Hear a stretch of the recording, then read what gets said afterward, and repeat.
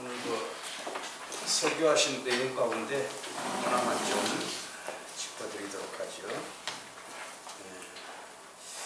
사도행전 1장 6절 한 절을 본문으로 정하셨는데 오늘 믿음을 이야기하실 때 믿음이 이신득이 차원의 예수님을 믿음으로써 의롭다 하심을 얻는다. 이신 칭의 차원인지 아니면 이미 예수님을 믿는데 믿음의 깊이가 어떠하냐 그 차원을 말씀하는 건지 이게 좀 애매모호했습니다. 그래서 믿음에서 떠난다. 근데 이제 우리는 성도의 견인교리가 있잖아요. 요한복음 14장 16절에 보면은 성령께서 우리에게 오셔서 언제까지 함께 하신다 그랬죠? 영원토록 함께 하시리라. 성령께서 나를 영원토록 떠나지 않습니다. 한번 임하시면은. 그리고 성령께서 내게 영원토록 임재하신다고 하는 것은 영원토록 믿음을 고백한다라는 그런 말이거든요. 성령이 아니고는 예수님을 주님이라 못하고 또 성령이 아니고서는 하나님을 아바 아버지라고 부르지를 못합니다. 그런데 거기에서 믿음이라고 하는 것은 이미 예수 그리스도를 성령님에 의해서 예수님을 주님이라고 고백한 것, 그게 믿음이거든요. 그 믿음을 보시고 하나님이 의롭다고 칭하신다. 그런데 한 군데만 잠깐 보십시다. 고린도전서 12장에 보면은 12장 9절을 한번 보세요. 여기 은사를 쭉 이야기를 하시는 가운데 12장 4절에 보면은 은사는 여러 가지나 성령은 같다. 자, 그러면은 그게 9절 말씀을 볼까요? 8절에 보면은 그 은사 가운데 지혜의 말씀도 있고 지식의 말씀도 있고 9절에 보면은 믿음, 병고침, 또 그리고 10절에 보면은 능력 행함, 예언, 영분별, 각종 방언, 방언 통역, 이 내용을 보면 다 은사라는 거 알 수 있지요. 그런데 여기 9절에 보면 뭐가 나옵니까? 성령으로 뭐를 주셨다? 믿음을 주셨다. 여기에 믿음은 이신 칭의할 때 믿을 신자에 해당이 됩니까? 물론 본질은 같습니다. 여기에 믿음이라고 하는 것은 은사로서의 믿음이에요. 물론 이신칭이 그것도 은사지요. 당연히. 그런데 여기에서 말하는 것은 얼마나 믿음이 깊으냐, 얼만큼 순교적인 그런 믿음을 가지고 있느냐, 그 차원을 의미하는 것이지 칭의의 차원을 말하는 건 아니다. 이미 예수님을 믿는 사람이에요. 그 사람한테 하나님께서 적합하게 들어 쓰시기 위해서 이러한 다양한 모양새의 은사를 주신다고 하는 것, 그 가운데 하나입니다. 여기 믿음은. 그래서 13장 13절에 보세요. 우리가 많이 인용하는 성경 구절인데 그런즉 믿음, 소망, 사랑, 이 세 가지는 항상 있을 것인데 여전히 은사를 말하고 있습니다. 그 중에 제일은 사랑이라고 말을 합니다. 여기에 믿음은 뭘 말하는 거지요? 칭의로서의 믿음인가요? 그렇지가 않아요. 이미 믿고 있는 사람입니다. 그 사람한테 은사로서의 믿음, 앞으로도 이런 일을 수행하라, 은사로서의 믿음을 말하는 거거든요. 우리가 솔직히 여기 칭의로서의 믿음을 말한다면은 믿음, 소망, 사랑 중에서 뭐가 제일 중요합니까? 믿음이 중요한 거죠. 칭의로서 말을 한다면. 여기서는 칭의가 아니라 뭘 말한다 그랬죠? 이미 칭의를 받은 사람한테 주시는 믿음의 깊이를 말하는 겁니다. 믿음의 넓이, 믿음의 깊이, 믿음의 강도. 이런 사람이 목에 칼이 들어와도 순교를 했으면 했지 주님을 부인하지 않는 거지요. 그래서 그 점을 좀 잘 구분을 해가지고 이렇게 설교를 하셨으면 좋겠습니다. 듣는 사람 입장에서는 저는 이제 분별을 하면서 듣지만은 처음 들으시는 분들, 또 믿음이 아직 초기 단계인 분들은 그대로 또 흡수를 해버리거든요. 분별력이 없이. 그런 점을 좀 잘 분별을 했으면 합니다. 자, 우리 오늘 페이지 81쪽 한번 보십시다. 지난번에 제가 도피성 79쪽부터 나오지요.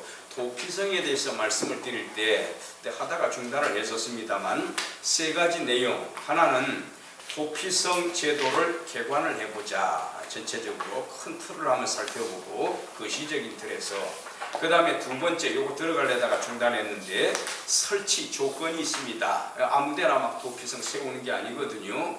그래서 하나님이 조목조목 일러주시면서 요거 이렇게 해라 이렇게 해라 도피성을 설치할 때 세울 때에 그 다음에 세 번째로는 그 도피성이 설치된 땅 이름들 있잖아요. 이게 다 의미가 담겨져 있습니다. 메시아와 관련해서 그리스도의 구원 사역과 관련해서 다 의미가 그게 담겨져 있다. 그래서 이런 점을 좀 짚고 넘어갔으면 합니다. 자, 제가 한번 질문 드려봅니다. 지난번에 그 도피성 제도에 대해서 개관적인 내용을 살펴봤는데 먼저 대상이 누굽니까? 누구를 위해서입니까? 부지중 오살한 자. 부지중에 오살한 자, 그릇들 오자, 죽일 살자. 대표적인 사례로서 도끼로 나무를 패는데 이게 그냥 도끼자루에서 도끼 날이 어떻게 됩니까? 빠져나가가지고 옆에 사람을 쳐버렸어요. 내가 그 사람은 무슨 원한이 있어서 죽인 것도 아니고 미워서 죽인 것도 아니고 친한 친구입니다. 그런데 같이 일하다가 그런 엉뚱한 일이 발생을 한 거죠. 예상하지 못했던. 여기서 중요한 것은 의도하지 않았다. 그래서 동기론적인 윤리 제가 그때 말씀을 드렸지요. 동기론적인 윤리. 내 마음에 뭘 품고 있느냐. 예수님은 그걸 지적을 하시잖아요. 근데 이 사람이 그 사람을 죽이게 된 것은 마음에 품었던 게 아니에요. 그래서 부지중에 자기 자신도 알지 못하는 가운데에 엉뚱한 잘못 죽이는 그런 사태. 이런 사람은 부지런히 어디로 도망치지요? 도피성으로 도망을 치면 됩니다. 자, 그 다음에 두 번째로 이 목적이 뭡니까? 그러면 대상은 부지중 오살자인데 왜 이런 제도를 세웠지요? 부지중에 오살한 자를 죽이면 안 된다. 그 목적, 이유가 있을 거 아닙니까? 뭐였습니까? 재판을 통해서 뭐를 견고하게 세우는 거지요? 하나님의 공의. 그리고 하나 더 추가를 해놓으십시다. 의대를 보시면 신명기 19장. 자, 신명기 우선 19장 한번 펴보세요. 신명기 19장 13절입니다. 19장 13절에 보면은 그런데 재판을 받는데 그게 증인도 분명하게 있고 최소한 몇 사람 증인입니까? 두세 명의 증인이지요. 그렇게 해서 이 사람이 이 A가 B를 죽인 것은 부지중에 오살을 한 것이 아니라 이미 의도를 품고 계획적으로 그렇게 한 것이다. 이게 분명하게 드러나면 어떻게 해야 됩니까? 12절 보세요. 보수자의 손에 어떻게 해라? 넘겨주라고 되어 있습니다. 죽이는 겁니다. 쉽게 말하자면. 자, 피를 흘린 자는 피를 흘려야 됩니다. 자, 그런데 왜 이렇게 하느냐? 13절에 내 눈이 그를 긍휼히 보지 말고 의도를 가지고 계획적으로 살인한 겁니다. 그 사람 불쌍히 보지 말고 무죄한 피는 여기서 누굴 말하는 거지요? 죽임을 당한 자를 말하는 거지요. 죽임을 당한 자의 흘린 죄를 무죄한 피 흘린 자를 흘린 자는 흘린 이 사람은 누굽니까? 죽인 사람 살인자를 말하는 겁니다. 그러니까 앞에 무죄한 피는 피살자, 그 다음에 뒤에 흘린 죄라고 표현된 것은 살인자를 말하는 거예요. 의도를 가지고 살인을 했다 그 말입니다. 어디에서 제거하라고 했습니까? 이스라엘 중에서 이스라엘에서 제거하라. 이게 뭔가 하면 바로 공동체에서 하나님이 통치하시는 공동체에서 죄를 제거하라는 거예요. 하나님이 통치하시는 이 정치 체제를 뭐라고 흔히 이야기하죠? 세오크러시라 해서 크러시는 정치 또는 정치 체제를 말하는 단어이고 이 세오는 헬라어의 세오스가 되겠습니다. 그래서 하나님께서 통치하신다. 그러면 여기에 하나님께서 통치하시는 근거는 뭡니까? 누구의 법이 적용되기 때문이죠? 하나님의 법, 모세 오경이 적용되는 땅입니다. 그렇기 때문에 하나님의 법에서 어긋나면 안 되는 거예요. 하나님이 통치하시는 거룩할 성자, 땅지자, 성지다 그 말입니다. 여기에서는 잘못된 것, 부패한 것이 개입이 되어서는 안 된다. 루터가 말했듯이 사과 한 구퉁이가 썩어가고 있으면 어떡하라 그랬지요? 그걸 칼로 과감하게 도려내야지. 그거 가만히 놔놓게 되면은 전체에 다 번져서 그 사과를 못 쓰게 된다 그 말입니다. 그래서 하나님이 통치하시는 나의 왕, 나의 하나님, 만군의 여호와의 그러니까. 그래서 거기에 하나님이 통치하시는 테오크라시 신정체제, 바로 이 체제 하에서는 공동체 전체가 거룩해야 됩니다. 그 거룩성을 추구하는 방법이 뭐지요? 잘못된 거 있으면 과감하게 어떡하라? 제거해라. 그래, 부지 중에 오사란 게 아니더라. 재판을 해보니까 의도적으로 죽였더라. 하나님의 형상대로 지음받는 사람을 죽이지 마라. 창세기 9장 6절에 나오잖아요. 그 사람 반드시 죽이라고 말씀을 합니다. 자, 그래서 하나님의 공의를 이렇게 집행을 하셨다. 공동체성도 우리 생각을 해야 되겠다. 세 번째, 영적인 의미는 뭐라고 했습니까? 여기에 담겨져 있는 먼 미래를 내다보면서 그리스도를 통한 구원을 내다본다. 그래서 그게 모형이 된다. 그런데 여기에 이스라엘 사람만 이 법이 적용이 되던가요? 토피성 제도가? 아닙니다. 누구한테도 적용됐지요? 이방인들, 거기에 들어와 살고 있는 이방인들, 심지어 잠깐 거쳐가는 나그네들도 다 해당이 되는 겁니다. 이방 사람들. 이거는 장차 뭐를 또 암시해주고 있는 겁니까? 복음의 보편화. 이제 구약 시대는 복음이 준비되는 과정입니다. 그래서 거의 99% 이스라엘권 안에 머물러 있었지만은, 그러나 예수 그리스도께서 오셔서 죽으시고 부활하시고 승천하신 다음, 즉 복음이 다 완성이 됐잖아요. 땅끝까지 이르러 내 증인이 되어라. 사도행전 1장 8절에 있는 것처럼. 그래서 이제는 복음이 이스라엘권 영역에만 영향을 미치는 것이 아니라 어디까지요? 땅끝까지. 예, 이걸 가르쳐서 우리가 전문적인 용어로 복음의 보편화 그렇게 표현합니다. 자, 그 다음에 설치 조건을 한번, 설치 조건, 새로 이제 또 들어가는 부분인데, 설치 조건들이 있어요. 여기에 아무데나 아무렇게나 여기가 좋겠다 답사해가지고 정하는 게 아닙니다. 하나님이 딱 정해줍니다. 어디에다 설치해라. 모세를 통해서. 그게 이제 훗날에 여호수아 때에는 딱 정확하게 설치가 되지요. 자, 그런데 우리가 12지파 가운데에 야곱의 아들이 아닙니다.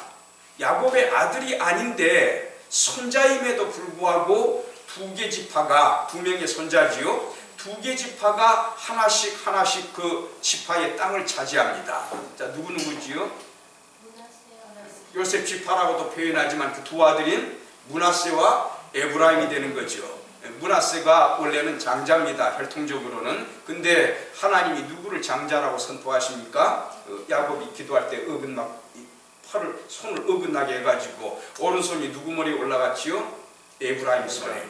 좌수 왼쪽 손은 므낫세의 머리에다 올려놓고, 요셉이 그거 만류했지만 아니다, 내 아들아, 내도 안다 그러잖아요. 자, 그러면은 어느 지파가 하나 빠집니까? 12지파 가운데 누가 빠지지요? 레위가 빠지잖아요. 그런데 레위는 땅덩어리가 없습니다. 제비뽑기 할 때 여호수아 당시에 땅 다 어지간히 점령하고 제비뽑기에서 12지파 나눠주잖아요. 그런데 레위지파는 어떻게 했습니까? 레위지파는 전국에다가 흩어버립니다. 하나님께서 그런 거 저주의 말씀을 하시잖아요. 다 흩어버리겠다. 레위지파에 대해서. 그 야곱이 딸이 한 명이 있어요. 디나라고 하는. 참, 그런데 이 디나가 세겜한테, 하몰의 아들 세겜한테 어떻게 됩니까? 겁탈을 당하잖아요. 욕보였잖아요, 세겜이가. 근데 시므온하고 레위가 어떡합니까? 칼로 다가가지고 할례밖에 안 다음에 힘을 못 쓰잖아요. 도륙을 내버리지 않습니까? 그때에 야곱이 앞날을 예언하잖아요. 하나님이 흩어버릴 것이다. 근데 레위가 나중에 충성을 하는 대목이 나옵니다. 그 하나님이 이 흩어버리는 이 징계를 어떻게, 그게 실천이 됩니다. 야곱의 입에서 나온 말이에요. 여호와의 이름으로 나온 말입니다. 그 실천하는데 그 흩어버리는 게 어떻게 성취가 되든가요? 제사장으로서 또 레위인으로서 전국 각지에 흩어진다. 몇 개 성에 흩어졌습니까? 총 48개 성에 흩어집니다. 12지파에 골고루 다 흩어지는 거예요. 레위 지파가 예를 들어서 유다 지파에만 있으면 다른 지파는 어떻게 제사장을 만나서 번제를 드릴 겁니까?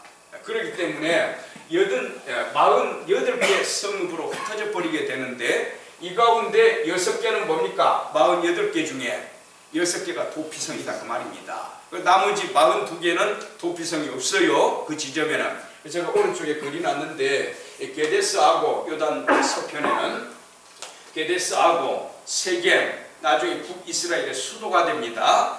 그 다음에는 또 옮겨가지고 사마리아로 이제 최종적인 수도가 됩니다. 이 헤브론, 예루살렘 점령하기 이전에 이 예루살렘은 여부수족이 차지하고 있었습니다. 헤브론, 그리고 또 여기 골란, 요단 동편에 이거는 이제 문하세 반지파를 위해서, 라못, 여기는 이제 갓지파를 위해서, 여기 베셀은 루벤 지파를 위해서, 이렇게 해서 전부 몇 개입니까? 도피성이 6개가 된다. 근데 여기에는 설치 조건들이 있었다. 첫 번째로 뭔가 하면은 한번 적어 보시기 바랍니다. 제가 불러드릴 테니까. 첫 번째로는 골고루 분산한다. 골고루 분산한다. 그래서 어느 곳에서 이 부지 중에 오살한 사건이 일어났든지 간에 어느 지역에서 자로 재가지고 계산을 하든지 48km 미만에 들어가 있습니다. 그 이상을 넘기지를 않았습니다.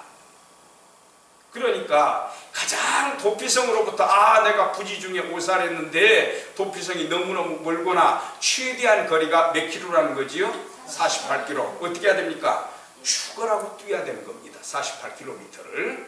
여기 하나 장절을 좀 적어 놓으세요. 민수기 35장 한번 보시겠습니까? 자, 민수기 35장. 자, 민수기 35장에 보게 되면은 2절을 한번 보십시다. 이스라엘 자손에게 명하여 그들의 얻은 기업에서 레위인들에게 거할 성읍들을 주게 하고 너희 또 그 성읍 사면의 들을 농사짓고 살아야 됩니다. 레위 지파라에서 다 제사장 되고 다 레위인 되는 거 아닙니다. 안 그런 사람도 많이 있어요.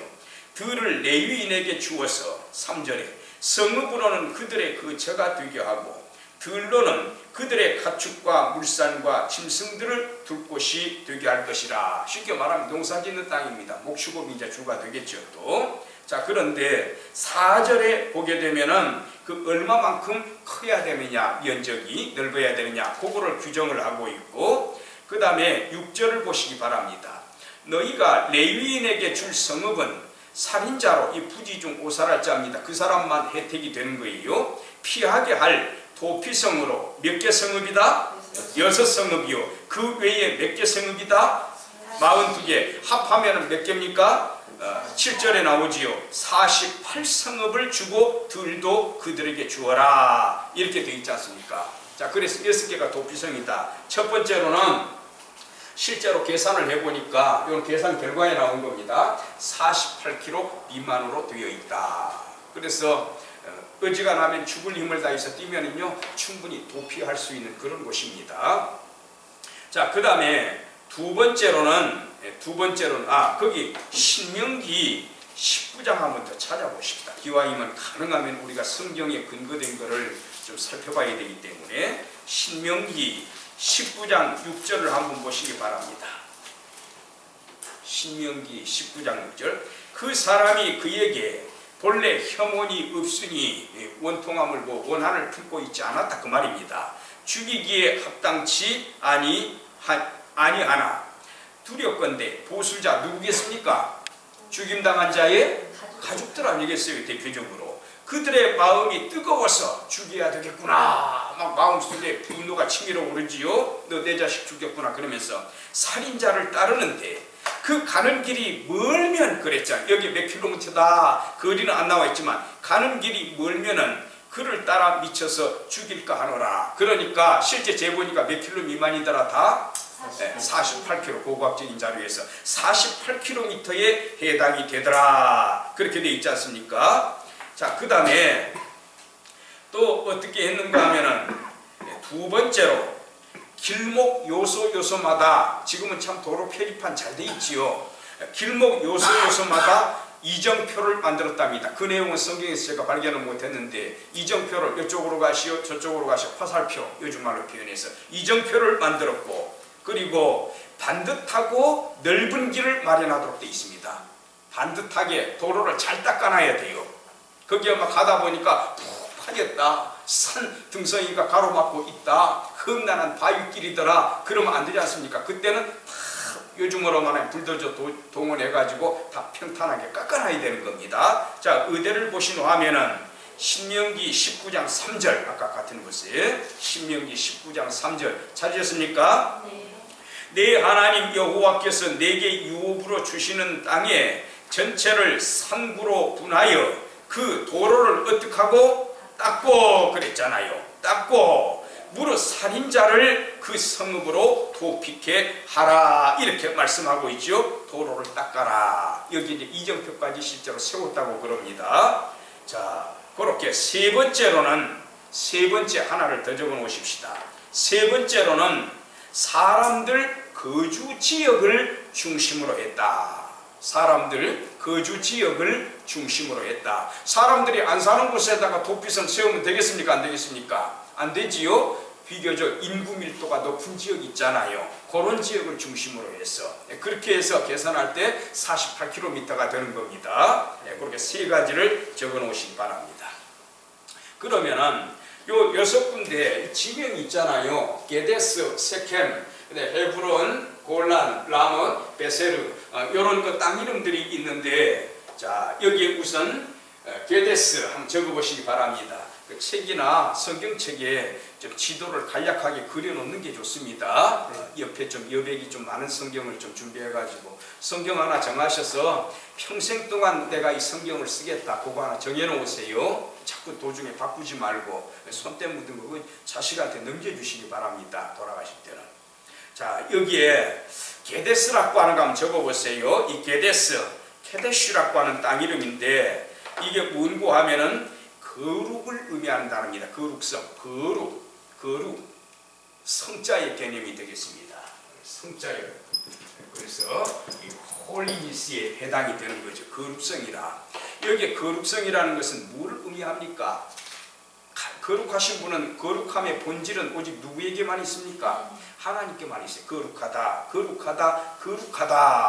이사야 6장에 나오죠. 천사들이 화답을 합니다. 그런데 우리 거룩이라는 용어를 우리 교회 용어에도 보면 많습니다. 예를 들어서 요거 뭐라고 합니까?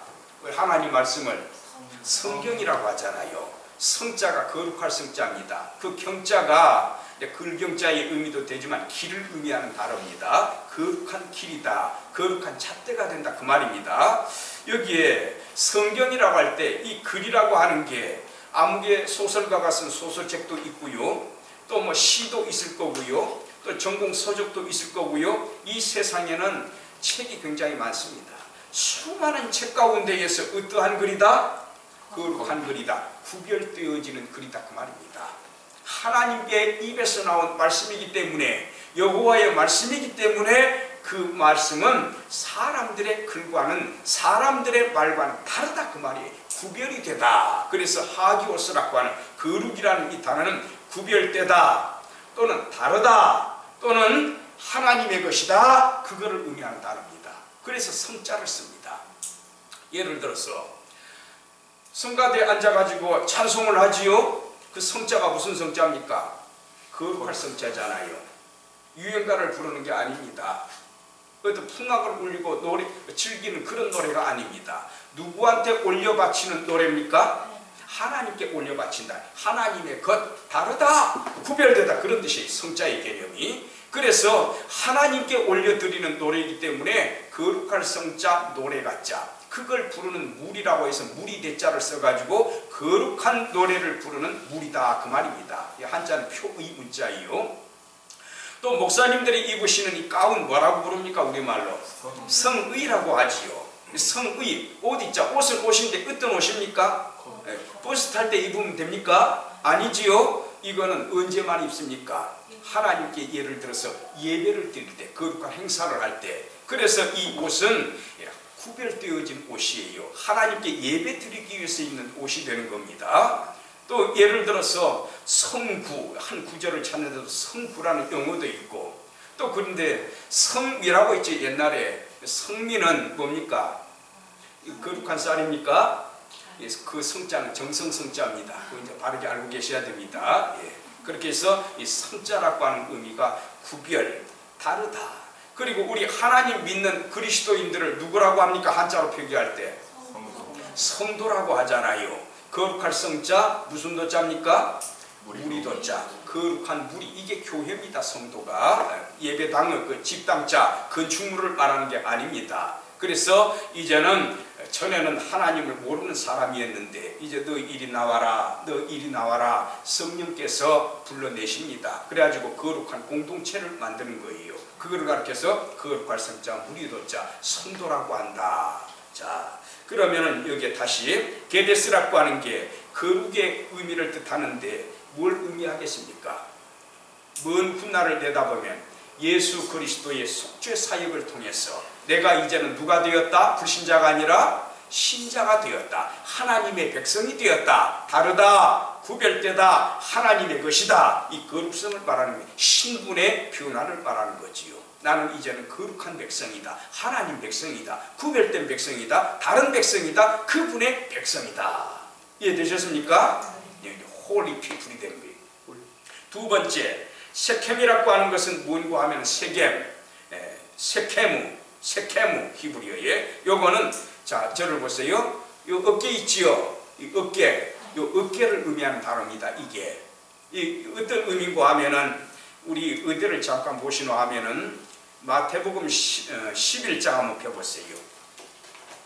전부 다 이게 메시아를 쳐다보는 겁니다. 이게 먼 훗날에 다 그림자예요. 모형이에요. 자, 11장 한번 보십시다.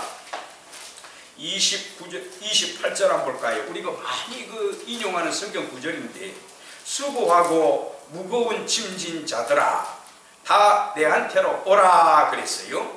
내가 너희를 쉬게 하리라. 여기 너희는 이미 믿는 사람들입니다. 나는 마음이 온유하고 예수님은 겸손하니 나의 멍에를 메고 내게 배우라. 그리하면은 그 결과로서 너희 마음이 쉼을 얻는다. 왜 그런데 마음이 쉼을 얻느냐? 멍에를 메고 배우는데 30절에 왜냐 하면 가르, 이유를 나타내는 강한 접속사입니다. 비코즈입니다. 오나 신스 정도가 아니에요. 오로지 요 이유, 강한 이유, 절대적인 이유. 왜 너희가 쉼을 얻느냐? 내 멍에는 어떻게 하기 때문에? 쉽기 때문에. 또 내 짐은 어떠하기 때문에? 가볍기 때문에. 자, 왜 우리가 멍에를 맸는데 가볍습니까?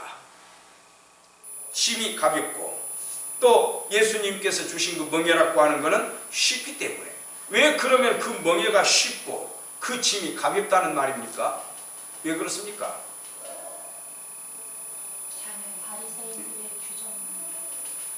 자, 우리가 멍에를 맬 때 보면은 이제 우리나라에도 보면 기역자 멍에도 있고 일자 멍에도 우리나라에도 있더라고요. 사진을 보니까 이스라엘도 역시 마찬가지입니다. 근데 이스라엘에는 기역자 멍에보다는 거기는 참 포도 농사라든가 밀 농사라든가 굉장히 간 작업이 많이 동원됩니다. 그러다 보니까 소 한 마리 가지고는 곤란해요. 기역자 멍에는 소 몇 마리한테 씌웁니까? 한 마리만 쓰면 딱 맞는 겁니다. 근데 일자멍에 있잖아요. 이렇게 길쭉한 거. 어떤 경우에는 소가 3마리가 동원이 되기도 합니다.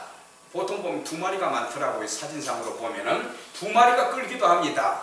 그러면 한 마리가 끌고 할 때보다 일자멍에니까 3마리가 예를 들어서 목에다 씌웠지 않습니까? 그러면 쫙 밀고 나가면 몇 배의 힘을 발휘합니까? 3배가 아니라 시너지 효과가 있어. 삼겹줄은 안 끊어진다고 그랬습니다. 하나하나 끊어지는데 시너지 효과가 부과되어지는 그런 효과가 나타납니다. 그러니까 소 3마리가 하는 것보다 소 한 4마리, 5마리가 실제로 끄는 것과는 마찬가지 효과가 있는 거지요. 그런데 거기에 무슨 멍에를 메고 내게 배우라고 그랬습니까? 29절에 너의 멍에라고 했습니까? 멍에를 따로 하나 마련해서 너한테 주겠다고 그랬습니까? 나의 멍에라고 했잖아요. 예수님이 지금 쓰고 계시는 멍에입니다. 근데 너도 내 옆으로 왼쪽으로 오른쪽으로 들어와서 함께 매자, 그런 뜻이에요. 무슨 기역자입니까? 일자입니까? 일자무기를 말하는 겁니다. 실제로 그 짐을 끌고 가는 것은 누굽니까? 내가 끌고 가는 겁니까? 같이 지금 덩달아서 예수님 오른편 왼편에서 일자몽에 같이 이렇게 쓰고 있는데 누가 끌고 가는 겁니까? 전지전능하신 예수님이 끌고 가는 거예요. 그래서 솔로몬도 그래 말하지 않습니까? 잠언에 내 짐을 누구한테 맡겨버리라? 여호와께 맡겨라. 그리하면 이루리라, 그렇게 돼 있잖아요. 내가 이루는 게 아니고 누가 이루어주는 겁니까? 여호와께서 이루어준다, 그 말입니다. 그러니 밑에 그 30절에 내 멍에는 쉽다, 내 짐은 가볍다고 말씀하시는 거지요. 다시 말하자면 예수님이 실제적으로 일하신다, 그 말입니다. 내가 정치하는 거 아닙니다.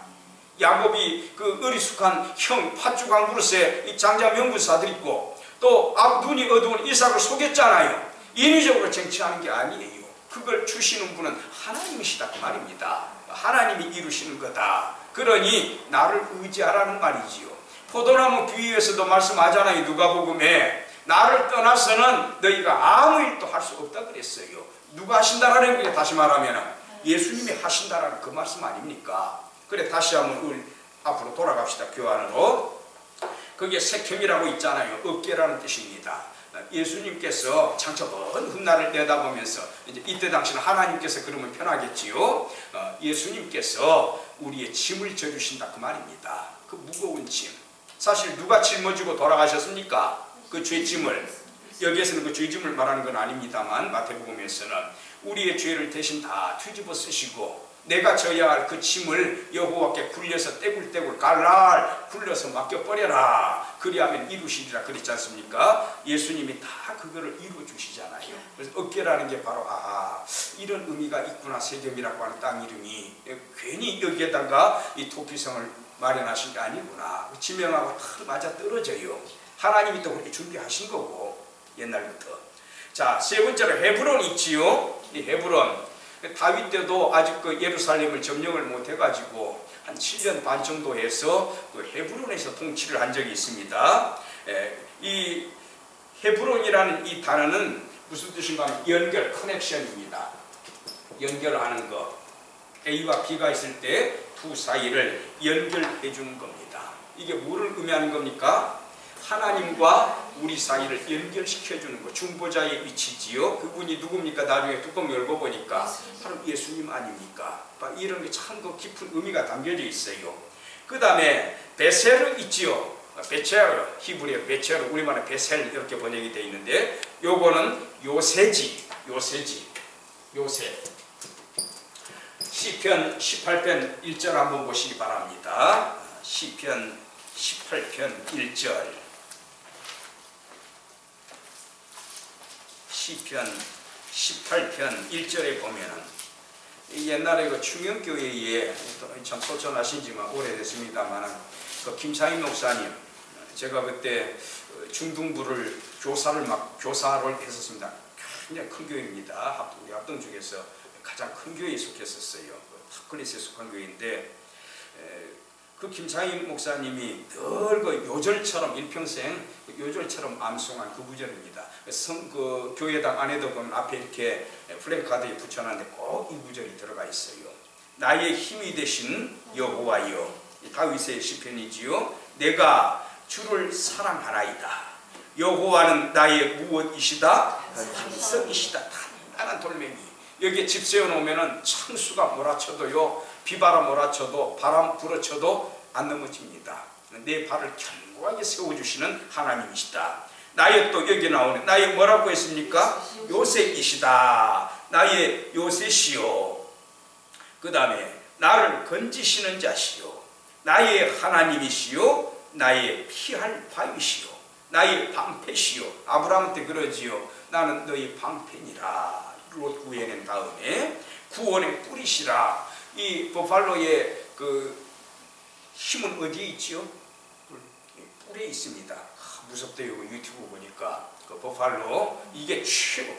버팔로는 이거 없으면은요 어디 대접을 못하. 사자가 달겨들어도 꼼짝도 못합니다. 이거 이래 뿌리니까 그냥 뭐 사자도 꼼짝 못해요. 보니까 이 버팔로 단 네 귀퉁이에 뭐 붙어 있지요? 뿔 붙어 있잖아요. 요압이 살려달라고 그 붙잡잖아요.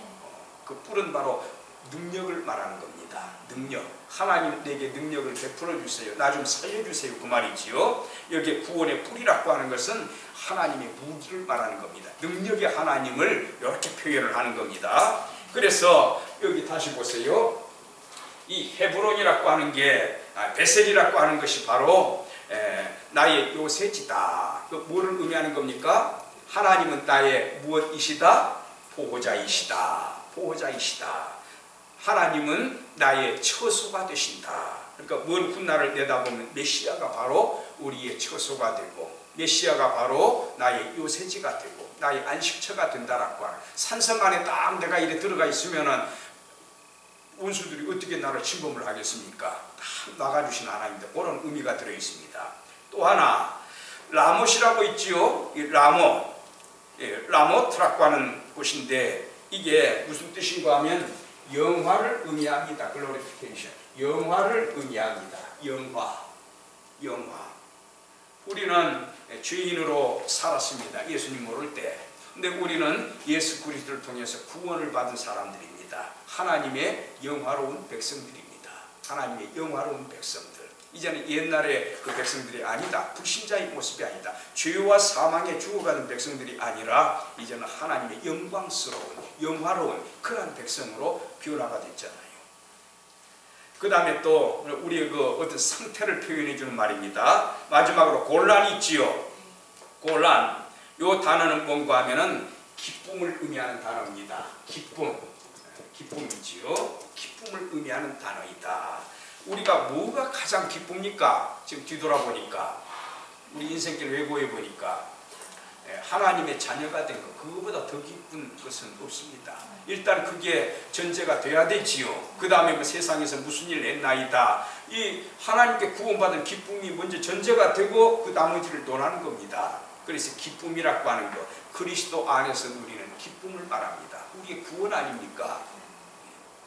자, 그래서 이 보니까 이 도피성이라고 하는 게 바로 이러한 오묘한 의미를 담고 있구나. 우리는 그냥 도피성 그러면 종전에는 어떻게 알았습니까? 사람 죽이고 도망치면 사는 곳. 그 단순히 그렇게 생각할 게 아니에요.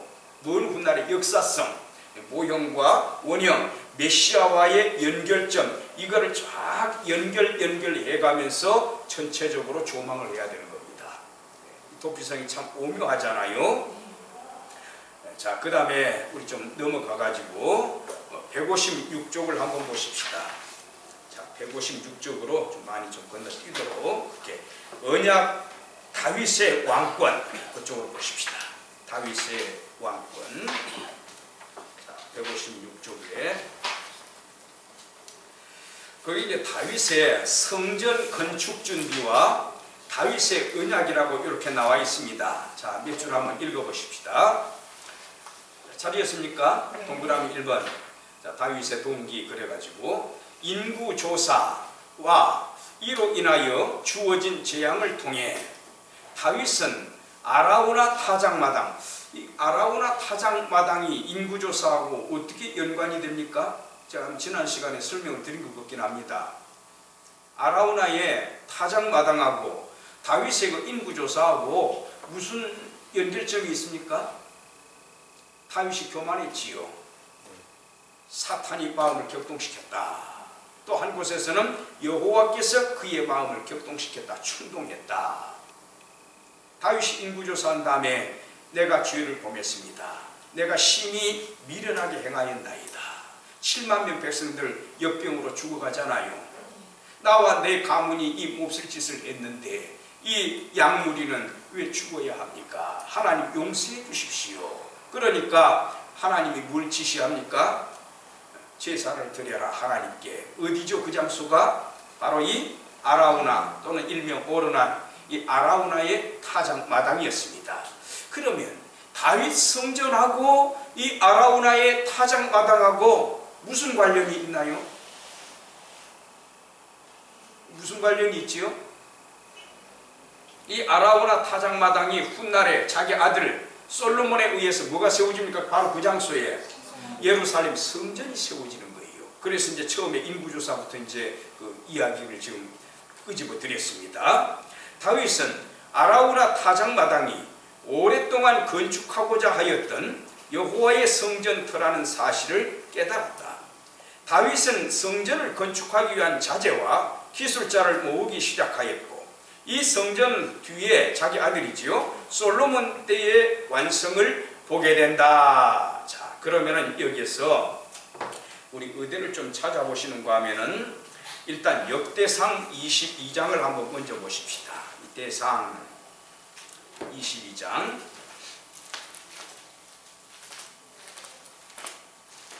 거기에 뭐가 나오는가 하면은 그 아라우나 타작마당 있지요. 인구조사하고 바로 그 대목이에요. 자, 22장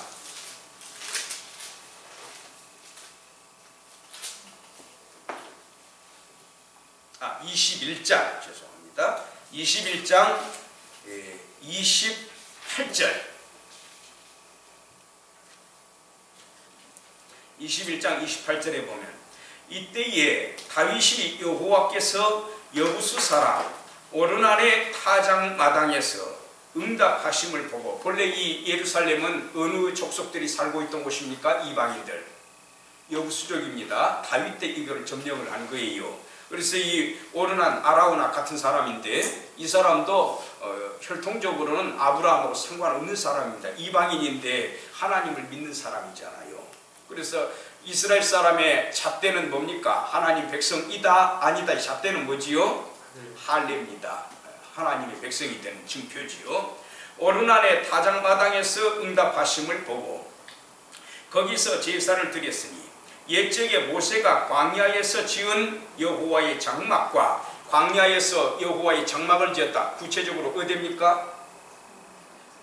그거 다 짊어지고 구름기둥 불기둥 따라 떠나잖아요. 시내산 그 앞 광야. 모세가 시내산 꼭대기 올라가 가지고 십계명 돌판도 받았고 율법을 다 받게 되고 또 하나 뭡니까? 중요한 거 성막 설계를 받게 출애굽기에 나오지 않습니까? 그래서 시내 광야에서 그걸 다 만들었잖아요. 그래가지고 출발하는 겁니다. 그때부터가 민수기에 해당이 됩니다. 그래서 그때 지었던 여호와의 장막과 번제단이 그때에 어디에 있었다? 기브온 산당에 있었다라고 하는 거. 솔로몬이 훗날에 1000번째 어디에서 드립니까? 왜 예루살렘에서 안 드리고 왜 여기까지 갔습니까? 이 노제단이 모세가 만든 장막이 어디에 있기 때문에? 기브온에 있기 때문에. 나중에 솔로몬 성전 지은 다음에는 거기까지 갈 필요 없었지요. 그래서 솔로몬이 일부러 거기까지 가가지고 제사를 드린 겁니다. 1000번째를. 기브온 산당에 있으나 다윗이 여호와의 사자의 칼을 두려워하여 감히 그 앞에서 가서 하나님께 묻지 못함이라. 참 하나님은 사랑의 하나님이지만 때로는 위험의 참모습으로 나타납니다. 이 사랑과 하나님의 공의, 그 위험이라고 하는 것은 뗄 수 없는 동전의 양면과도 같은 거예요. 오냐 하면은 자문에 그런 말 나옵니다. 오냐 종을 보고 하게 되면은 그 종이 누구인 채 하리라? 주인의 아들인 채 하리라 그랬습니다. 그게 우리 인간이 하나님이 그런 때로는 막 회초리 막 확 내드시는 분이에요. 다윗이 가로되 이는 여호와의 전이요. 잘 보세요. 여기 제가 봤을 때 왜 22장을 여기에서 장을 나눴나 이해가 되질 않아요. 원래 원문에는 장절 구분 없습니다. 이는 여호와의 전이요 이는 이스라엘의 번제단이라 하였도다. 이 장소가 어디입니까? 좀 전에 읽었던 21장에서 읽었던 아라우나 타작마당입니다. 그 다윗은 여기에다가 성전을 세우려고 지금 마음속에 딱 품고 있는 거예요. 자, 그런데 이 오르난의 타작마당이 어떤 곳이냐? 우리 또 의대를 보시는가 하면은 역대하 3장. 지금 장절 다 적어 놓으셔야 됩니다. 집에 가셔서. 역대하에도 적으셔야 되고 지금 찾는 역대상 아까 그곳에도 적어 놓으셔야 돼요. 양쪽에 다 적어 놔야 돼요. 어느 곳을 보든지 간에 다 찾을 수 있도록. 역대하 3장 1절 보십시다. 솔로몬이 예루살렘 어느 산에? 모리아산이 나오잖아요. 모리아산에 여호와의 전 건축하기를 시작하니 그곳은 전에 자, 한 줄 건너뛰고 여부수 사람 누구의 타작마당? 오르난의 타작마당에 다윗이 정한 곳이라. 이곳이 아까 번제단이요 이곳이 성전이라 그랬잖아요. 다윗이 그때 이 마음속에 딱 정해놓은 겁니다. 다윗이 자기 마음대로 정한 거예요. 하나님이 그 감동을 그때, 우리 성경은 시시콜콜 다 적지 않습니다. 하나님께서 하나님의 영을 통해서 감동을 시켜주신 겁니다. 다윗아, 이곳이 성전터니라. 확신에 차서 그걸 정해놨다. 다윗이 정한 곳이라고 나오잖아요. 자, 그래서 이게 우리가 이 예루살렘 성전 건축에 있어서 장소의, 이거 주겠습니다. 장소의 역사성, 그걸 한번 좀 따져보십시다. 이 장소의 역사성, 그 장소의 아라우나 타작마당 장소의 역사성, 요걸 한번 생각을 해보면, 첫째로 시대순으로 좀 나열을 하면은 맨 처음에 어떤 역사적인 유서가 담겨져 있는 것이지요? 이것이 옛날 아브라함 때, 여기 모리아산 나왔지 않습니까? 그렇죠. 바로 이 모리아산이라고 하는 것은 뭡니까? 창세기 22장에 바로 이삭을 잡아 바치던 그곳 아닙니까? 정확하게 동일한 장소의 산이 좀 컸을 테니까 동일한 장소인지는 모르겠지만, 어쨌든 왜 여기에다가 이 역대하 기자가 이 에스겔에서 누구지요? 에스라, 학사겸 제사장 에스라가 역대기를 씁니다. 역대상하 본래는 한 권이에요. 열왕기상하는 예레미야가 씁니다. 자, 그런데 여기 왜 모리아를 기록을 했느냐 그 말이에요. 그냥 산에다 그래도 되잖아요. 여호와의 전을, 아니면 아라우나 타작마당에다 쓸 때 그래도 되잖아요. 왜 모리아산을 이 에스라가 언급을 했을까? 왜 그랬을까? 바로 이 어느 장소입니까? 옛날 족장에, 그들의 족장시대, 아브라함의 하나님, 이삭의 하나님, 야곱의 하나님, 그 언약을 생각을 하는 겁니다. 그 우리 조상들한테 맨 처음에 약속을 했던 우리 조상님들 아브라함과 이삭을 생각을 해볼 때, 그 아버지 이삭이 아들인 이삭을 하나님의 명에 순종해가지고 잡아 바치려고 했던 그 장소 아닙니까? 하나님께 지극한 예배를 드린 장소입니다. 심지어 100살에 낳은 그 나무찜 누가 지고 갔어요? 모리아산에 이삭이 지고 가잖아요. 제가 보기에는 최소한 15살은 먹어야 그게 가능합니다. 근데 이삭을 꽁꽁 묶을 때에 우리 같았으면 어떻게 했겠습니까? 아버지 왜 이러세요? 그 노인 아브라함이 그 120살 가까이 된 분인데 그때 그 무슨 힘이 있겠습니까? 이삭이 꽁꽁 묶이잖아요. 여기서 이제 많은 학자들이 예수 그리스도의 순종하시는 모습 있잖아요. 그거 그림자로, 모형으로, 이삭이 메시아라는 말이 아니라 그 모형으로 봅니다. 참 유서가 깊은 곳이잖아요. 자기의 가장 소중한, 자기 목숨보다도 더 소중한 아들을 하나님께 잡아 바치려고 했던 지극한 예배의 장소, 저는 그렇게 표현하고 싶습니다. 지극한 예배의 장소, 바로 그곳에다가 성전을 세웠다고 하는 것. 그런 역사적인 유서가 있고, 두 번째로는 어떤 의미가 있습니까? 두 번째로는 바로 이 인구조사 때에 백성들이 7만 명이 죽어나가잖아요. 근데 하나님께 그곳에서 뭐 한 곳입니까? 제사를 드렸잖아요. 아까 이삭을 잡아 바치려고 했던 것처럼 제사를, 상황은 다르지만 제사를 드렸던 장소 아닙니까? 역시 하나님께 지극한 예배를 드린 곳입니다. 내 백성 살려달라는 거예요. 여기서 어찌 보면은 그 하나님 앞에 우리 죄를 놓고 늘 기도하시는 예수님의 그 모습을 읽을 수가 있잖아요. 그래서 두 번째로는 오른 안에 타작마당, 그런 의미가 담겨져 있다. 여기에 다윗이 하나님께 제사를 올린 곳이다. 지극한 제사입니다. 백성 살려달라고 제사를 올렸으니 진노를 멈추시라고 올린 제사니 이보다 더 지극한 간절한 영혼을 담은 제사가 어디 있겠습니까? 그게 여호와의 성전이에요. 세 번째로, 이게 누구한테서 드디어 마침내 실현이 됩니까?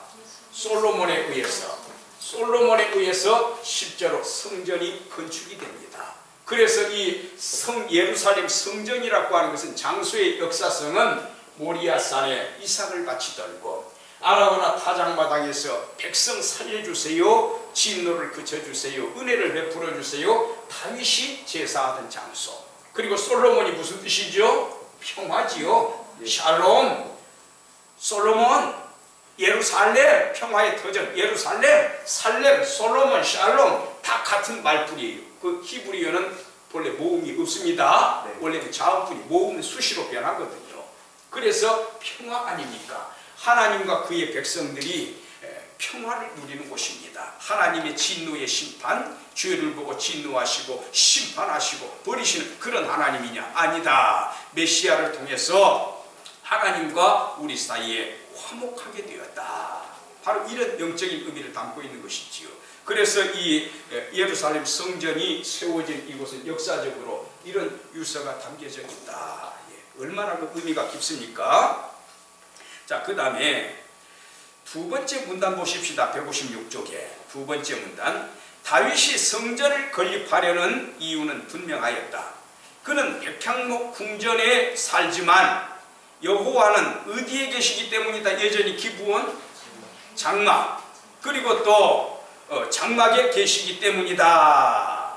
자, 그러면은 여기에서 다윗이 성전을 건립하려는 이유, 우리 책에서는 여호와께서 어디 계시기 때문에? 초라하게 장막에 계시기 때문에. 근데 저는 여기에서 세 가지로 좀 정리를 해드릴 테니까 따로 한번 적어보시기 바랍니다.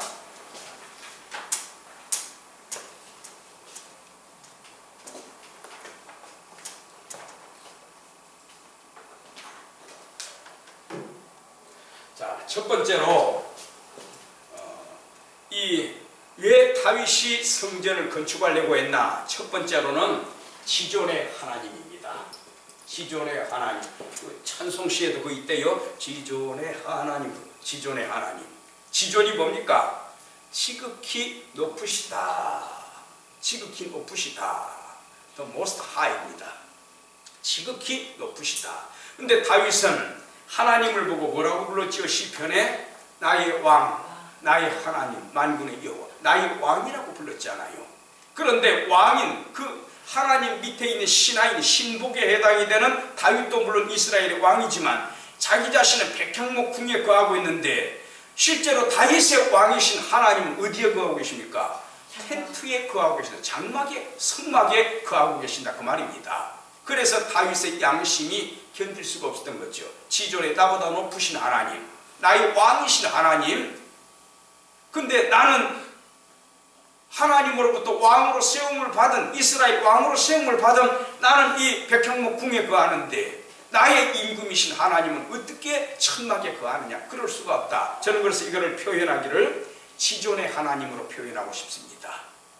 나도 이 백향목 궁에 거하는데 하나님은 오죽하십니까? 자, 두 번째 선민의식입니다. 두 번째는 신민의식. 신민의식. 이미 1번에 포함이 되는 내용인데 우리 시편 5편 한번 볼까요? 시편 5편. 자, 시편 5편 다섯 번째 편에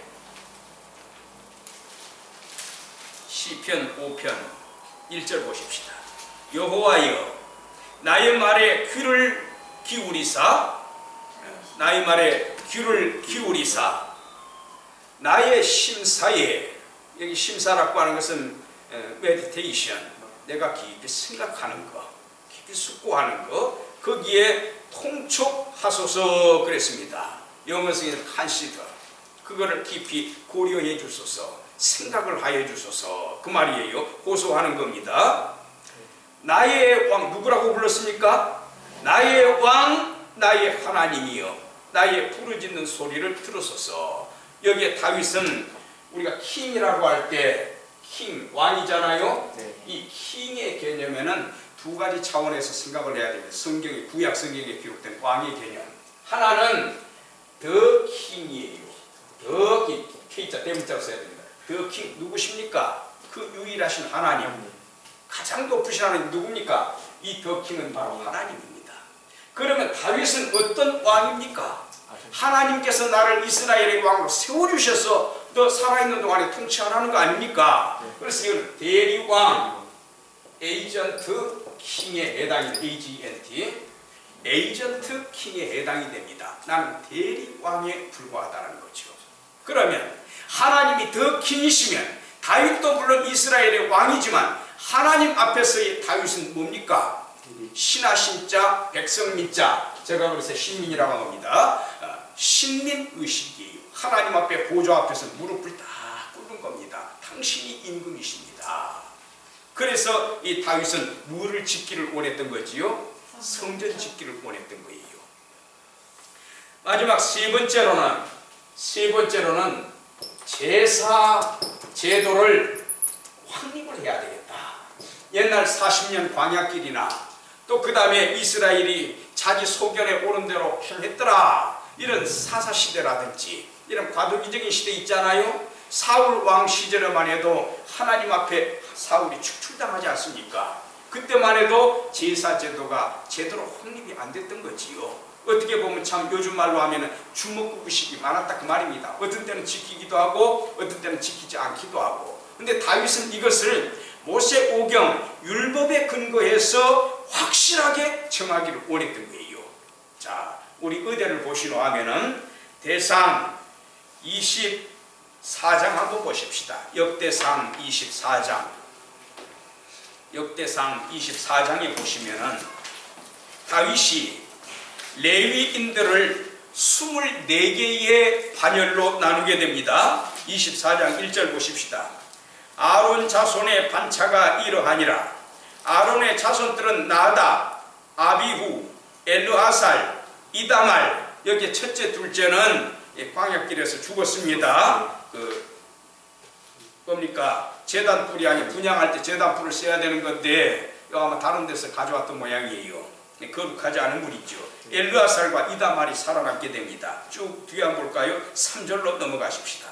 다윗이 엘르아살 자손 사독과 이다말의 자손 아히멜렉으로 더불어 저희를 나누어 각각 그 섬기는 직무를 맡겼는데, 자, 모두 몇 개인고 하면은, 자, 7절에 보세요. 첫째로 나오지요. 7절에. 그 다음에 18절 후반부에 몇 번째가 나오지요? 24째가 나오지요. 그러니까 한 그 반열이 1년에 대략 1년이 52주지요. 1년에 대략 2주 정도를 섬기게 됩니다. 요한의 아버지 사가랴 있지요.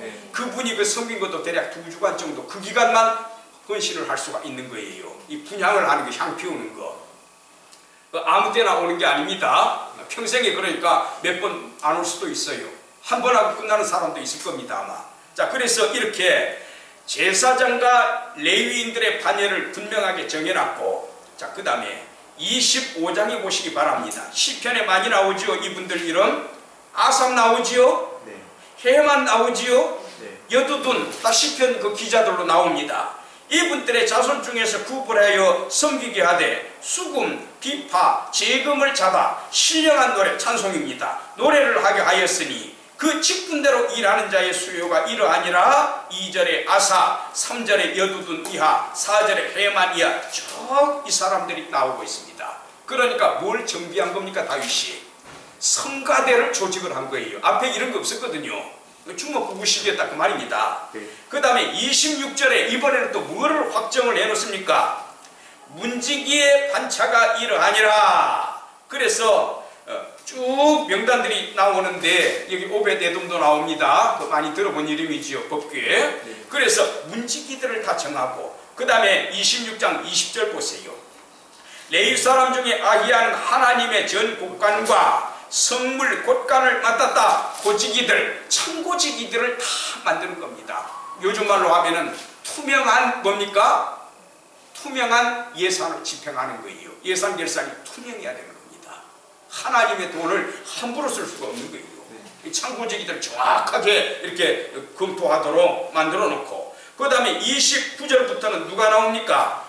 이스라엘 자손 중에 그나냐 그 아들들은 이스라엘 바깥 일을 다스리는 유사요. 그래서 소송이라든가 세금이라든가 11조 이런 것들을 맡는 서기관의 역할을 하는 사람들입니다. 주로 재판관 옆에서 많이 보조해주는 보조자 헬퍼의 역할을 담당하는 분들이에요.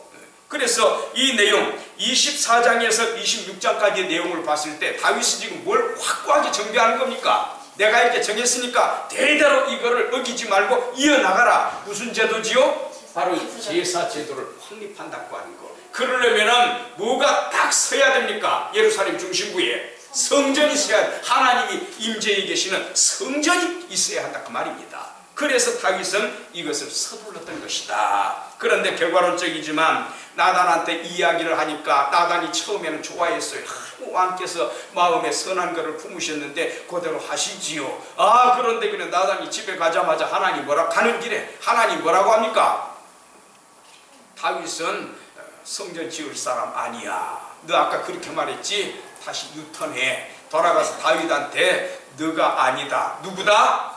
내 아들 단계에 성전이 들어설 것이다. 이 의미는 이제 우리 또 그게 또 굉장한 의미가 있어요.